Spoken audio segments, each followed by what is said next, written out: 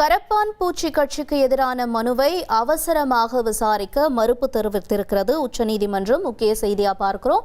விவரங்களோடு செய்தியாளர் வெங்கடேசன் இணைந்திருக்கிறார். வெங்கடேசன், வணக்கம்.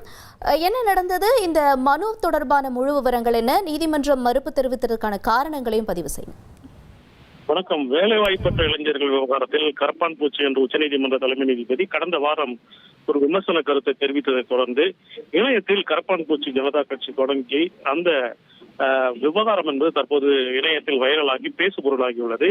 இதனிடையே இவ்வாறு தொடங்கப்பட்டுள்ள அந்த கரப்பான் பூச்சி கட்சி என்பது நீதித்துறையை அவமதிக்கும் வகையில் இருப்பதாகவும், இதுபோன்று மேலும் காணொலி விசாரணையை வணிக நோக்கில் பயன்படுத்துவதை தடுக்கவும் 30 முதல் 40% போலி வழக்கறிஞர்கள் இருப்பதாக தெரிவிக்கும் விவகாரத்தில் சிபிஐ விசாரணை கோரியும் தாக்கல் செய்த மனுக்களை விரைந்து விசாரிக்க உச்சநீதிமன்ற தலைமை நீதிபதி சூரியகாந்த் தலைமையிலான அமர்வு முன் முறையிடப்பட்டது. குறிப்பாக இந்த கரப்பான் பூச்சி விவகாரத்தில் நீங்கள் சென்டிமெண்டாக எடுத்துக்கொள்ள வேண்டாம் என்று தெரிவித்த தலைமை நீதிபதி இந்த விவகாரத்தை அவசரமாக விசாரிக்க முடியாது என்று தெரிவித்து இந்த மனு வழக்கமான விசாரணையின் போது எடுத்துக் கொள்ளப்படும் என்று தெரிவித்துள்ளார். உங்களுடைய தகவல்களுக்கு நன்றி வெங்கடேசன்.